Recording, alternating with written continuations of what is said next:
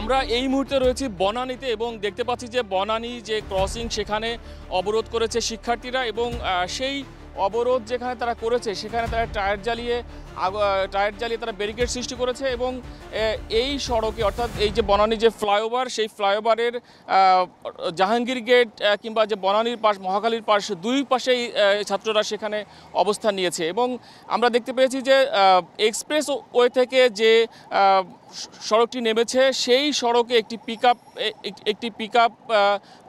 Van জ্বালিয়ে দেওয়া হয়েছে, সেটি এখনও এক্সপ্রেসওয়ের যে ল্যান্ডিং সেখানে চলছে এবং সড়কের মাঝখানে শিক্ষার্থীরা অবস্থান নিয়েছে এবং দেখতে পাচ্ছেন যে সড়ক ভবনের সেতু ভবনের সামনে যে সড়কটি সেই সড়কে টায়ারে আগুন জ্বালিয়ে শিক্ষার্থীরা এখানে অবস্থান নিয়েছেন এবং কোনো ধরনের যানবাহন তারা চলতে দিচ্ছেন না, শুধুমাত্র অ্যাম্বুলেন্স আসলে সেটি তারা যেতে দিচ্ছেন। এর বাইরে যে সকল যানবাহন আছে ব্যক্তিগত গাড়ি, মোটরসাইকেল, সিএনজি, এমনকি রিক্সাকেও তারা পার হতে দিচ্ছেন না এবং এখনও পর্যন্ত আইন শৃঙ্খলা রক্ষাকারী বাহিনীর সদস্যদের আমরা এই এলাকাতে দেখতে পাইনি, তবে শুধুমাত্র আন্দোলনকারীদেরকে দেখতে পাচ্ছি এবং এই পরিস্থিতি যেটি বলছিলাম যে জাহাঙ্গীর গেটের থেকে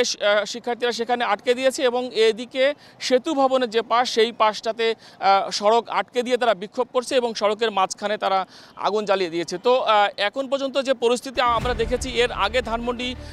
27-এ গিয়েছিলাম, ধানমন্ডি 27-এ দেখেছি যে সকাল থেকে সেখানে যে থেমে থেমে সংঘর্ষ হচ্ছিল, এখন পরিস্থিতি কিছুটা সেখানে শান্ত,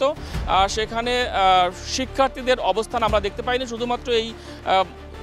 ধানমন্ডি এবং মহাখালী এবং বনানীর এই জায়গাতে দেখতে পাচ্ছি যে শিক্ষার্থীরা তারা